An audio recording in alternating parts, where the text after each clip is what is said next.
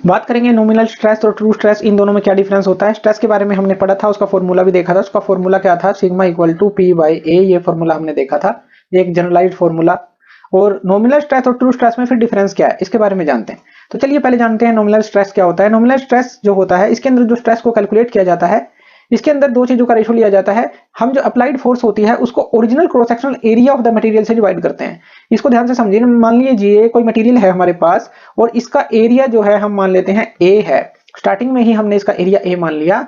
अब जो भी हम इसके ऊपर फोर्स अप्लाई करेंगे, मान लीजिए आपने पी फोर्स इस पे अप्लाई की, टेंसाइल फोर्स अप्लाई की, तो यहां पर जो सिग्मा आएगा वो पी बाई ए आ जाएगा। यानी कि ए क्या है, यहां पर जो ओरिजिनल क्रॉस सेक्शन एरिया है उसी को हम लेकर चलेंगे। चाहे ये पूरा एक्सपेरिमेंट हम इस पे कर लें, पूरा इसको खींच लें फ्रैक्चर तक, तो यानी कि एक सिंपल जो है ओरिजिनल क्रॉस सेक्शन एरिया हमने ले लिया।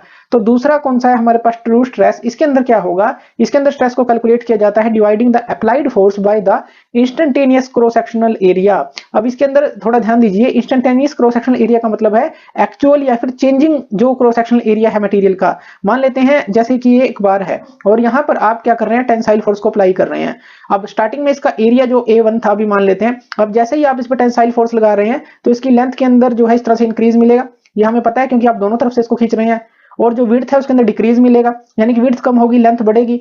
अब अगर मान लेते हैं इस पॉइंट पर अगर हमें ट्रू स्ट्रेस निकालना है, तो यहां पर जो सिग्मा 1 होगा एक तरह से वो होगा अप्लाइड फोर्स, मान लेते हैं P है, तो यहां पर P बाई A1 होगा। लेकिन अगर हमें दूसरे पॉइंट पर ये निकालना है तो यहां पर जो सिग्मा 2 होगा वो अप्लाइड फोर्स बाय A2 होगा। यानी कि इस समय इंस्टेंटेनियस एरिया क्या है वो हम देखते हैं, यानी कि एकदम से, यानी कि इस पॉइंट पर हमें निकालना है तो उसी समय हम एरिया को चेक करेंगे। इसमें तो हम एरिया जो सेम रखते हैं यानी कि पूरे टेस्ट के दौरान, लेकिन यहां पर जो एरिया चेंज होता रहेगा जैसे जैसे ये खिंचता रहेगा मटेरियल, अगर टेंसाइल फोर्स अप्लाई करते हैं तो जो भी चेंज आएगा एरिया के अंदर, तो वही एरिया, वही इंस्टेंटेनियस एरिया या एक्चुअल एरिया हम इसके अंदर लेंगे। तो ये मोर एक्यूरेट रिप्रेजेंटेशन होता है स्ट्रेस की, जो कि मटेरियल एक्सपीरियंस कर रहा है, कोई भी डिफॉर्मेशन अगर इसके अंदर आ रही है।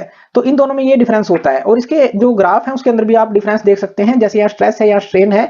और अगर हम बात करें जो कि सिंपल हम लेते हैं, यानी कि ये जो नॉमिनल स्ट्रेस है, इंजीनियरिंग स्ट्रेस इसको बोलते हैं, तो ये जो है एक सिंपल जो है हमें इस तरह का ग्राफ देखने को मिलता है किसी मटेरियल के लिए। लेकिन ट्रू स्ट्रेस के लिए अगर हम इसको देखें तो इस तरह का ग्राफ हमें देखने को मिलता है, यानी कि ये बढ़ता ही जाता है इस तरह से ऊपर की तरफ, इस तरफ नहीं आता, इस तरफ चला जाता है।